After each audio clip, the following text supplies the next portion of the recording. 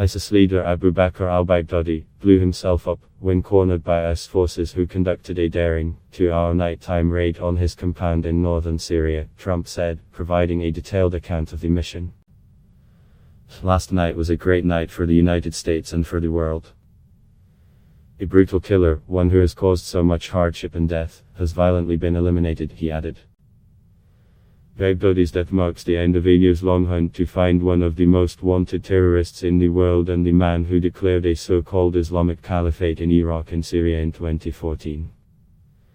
It was the most significant announcement of the death of a terror leader since President Barack Obama revealed al-Qaeda leader Osama bin Laden had been killed by IS Navy SEALs in a dramatic late-night address in May 2011.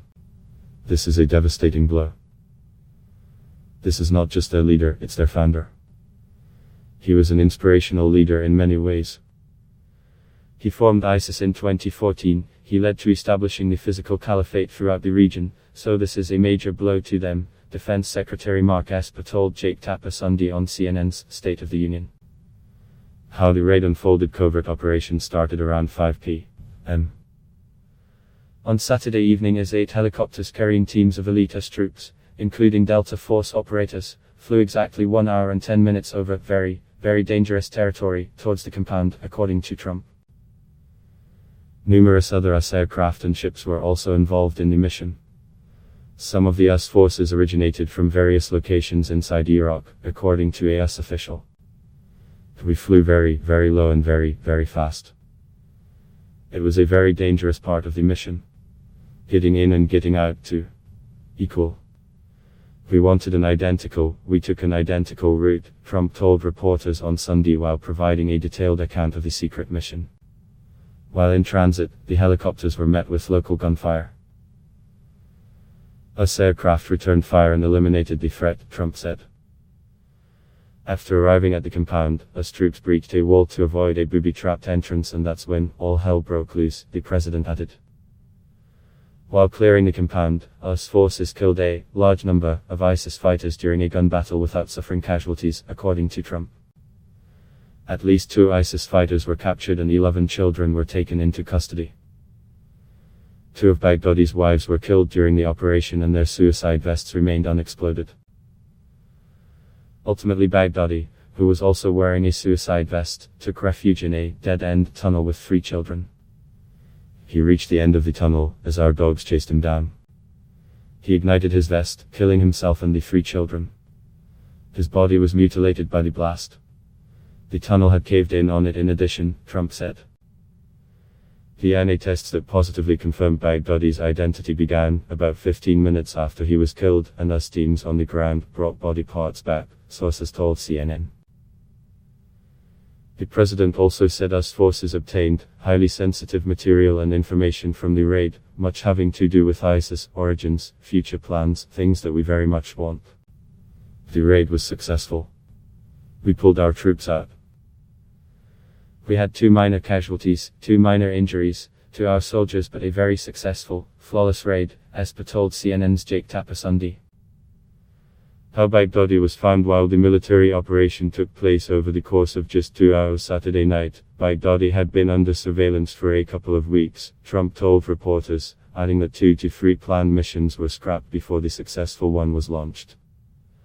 Maslam Abdi, the commander-in-chief of the Kurdish forces in Syria, said in a tweet the intelligence operations that led to the US military raid in Syria that killed Baghdadi began 5 months ago. The CIA ultimately located Baghdadi and shared that intelligence with the Department of Defense, sources told CNN. Trump and Vice President Mike Pence were notified about Baghdadi's possible location earlier in the week, and told Thursday that there was a high probability he was in the compound. That is when the president ordered military commanders to begin drawing up specific options, which were presented on Friday, according to Pence. We knew a little bit about where he was going, where he was heading. We had very good information that he was going to another location. He didn't go. 2 or 3 efforts were cancelled because he decided to change his mind, constantly changing his mind. And finally we saw that he was here, held up here, Trump said. This was one where we knew he was there, and you can never be 100% sure because you're basing it on technology more than anything else. But we thought he was there and then we got a confirmation, he added. In an interview with ABS on Sunday, Esper also offered additional details related to the decision-making timeline. Well, the stars started lining up some time ago, and in the past couple of week or so, the operational forces, which were one of several options available to the president, started rehearsing and practicing and doing what they would have to do on the objective, he said. And it wasn't until Thursday and then Friday the president chose his option and gave us the green light to proceed as we did yesterday, Esper added. But the decision to move forward with the mission was not made until Saturday morning when the White House received actionable intelligence, Pence said. White House National Security Advisor Robert O'Brien said Sunday that the U.S. military operation was named after American Kayla Mueller, who was held hostage by ISIS and killed in 2015. Trump gives the green light. Drama unfolded behind the scenes in the hours leading up to the raid as U.S. military and intelligence officials scrambled to prepare before President Pence, Esper, chairman of the Joint Chiefs of Staff Mark Milley, and other military officials gathered in the Situation Room around 5 p.m. Saturday, moments before the helicopters lifted off. From there, Trump said he watched the raid unfold in real time, a moment that was documented in an image released by the White House on Sunday showing Trump surrounded by top military officials. While the operation appears to have been led by the Pentagon, CIA Director Gina Haspel and Acting Director of National Intelligence Joe Maguire were also heavily involved throughout the process and were well aware of events as they unfolded on Saturday despite not being present in the Situation Room at the time of the raid, CNN has been told. An Army spokesperson said Maguire was fully aware and engaged in the planning. For the operation itself, he was out of town due to a pre-arranged engagement but watched with the CENTCOM commander. Haspel would have been monitoring from CIA headquarters and in touch with the Situation Room, similar to how former CIA Director Leon Panetta was positioned during the raid that killed Al-Baghdadi leader Osama bin Laden in 2011. The president thanked both Maguire and Haspel by name while answering questions from reporters on Sunday. US officials kept details related to the mission close to the vest prior to the raid and didn't notify key congressional Democrats that it was taking place. The only hint that something may have occurred came in the form of a cryptic tweet from Trump at 9:23 p.m. on Saturday, when most of Washington was focused on the Baseball World Series taking place a few miles from the White House, saying, "Something big has just happened."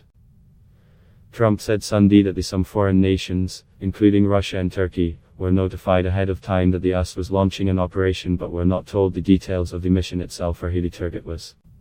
"Russia treated us great. They opened up. We had a fly over certain Russia-held areas. Russia was great. Iraq was excellent. We really had great cooperation," the president told reporters Sunday.